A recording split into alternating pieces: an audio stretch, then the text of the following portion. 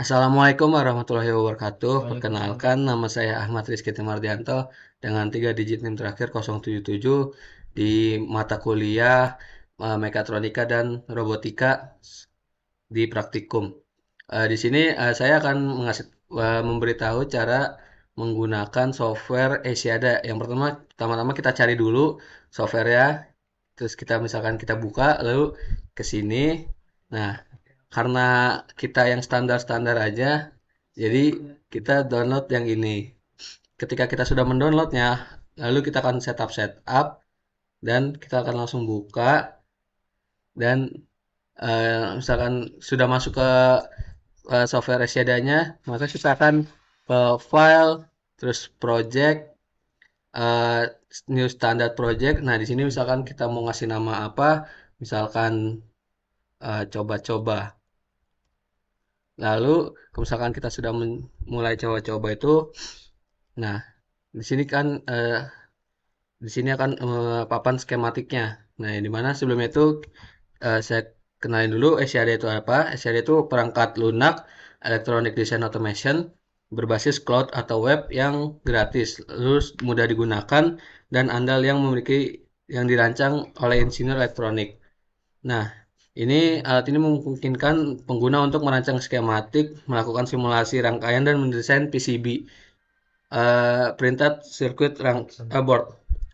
Dan misalkan ini saya sudah membuat rangkaian flip-flop menggunakan transistor. Itu adalah rangkaian elektronika bistabil yang menggunakan dua transistor sebagai saklar elektronik untuk menghasilkan dua kondisi stabil hidup otomatis secara bergantian. Nah, di mana ini sebagai rangkaiannya, yang ini 5 volt sebagai sumber tegangan, yang ini sebagai kayak seperti cop-copan seperti ground dan plusnya, dan ini lalu lampu LED 1, lampu LED 2, lalu di sini kita beri 4 resistor, yang dimana tegangannya 470, 22K, 22K sama 470. Nah, di sini lalu ini kapasitor sebesar 4,7.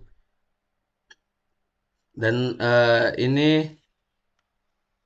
ini si transistor ya.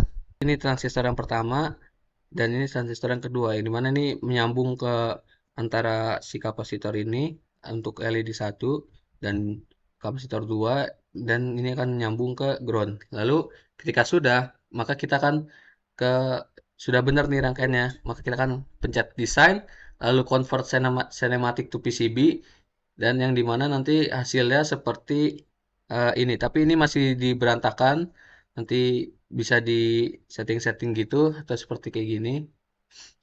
Sebentar, ini misalkan kita convert set. Nah, ini bisa kita setting ini ukurannya, misalkan ini 40, ini misalkan bisa 60. Nah, ketika sudah, ini kita tinggal kita pindahin. Aduh, kita pindahin.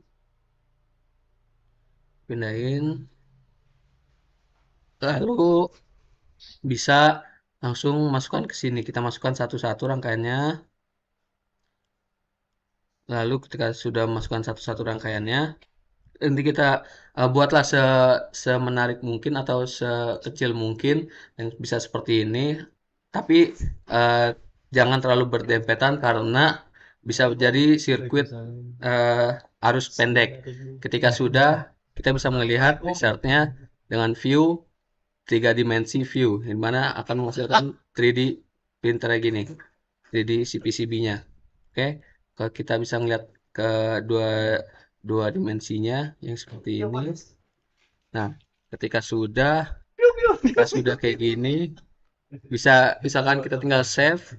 Lalu ketika sudah kita save, kita bisa ekspor. Misalkan ekspornya kita mau ke file apa, misalkan ke PDF, bisa. Dan kita ekspor ke file PDF, lalu kita misalkan simpan di sini, kita file PDF, lalu kita lihat di sini, kita lihat PDF-nya, maka hasilnya keluarkan seperti ini. Nanti kita tinggal kita cetak, terus kita taruh di PCB kosongnya gitu. Oke, sekian saja. Terima kasih dari saya. Kurang lebih yang mohon maaf. Jika ada salah, maafkan saya. Wassalamualaikum warahmatullahi wabarakatuh.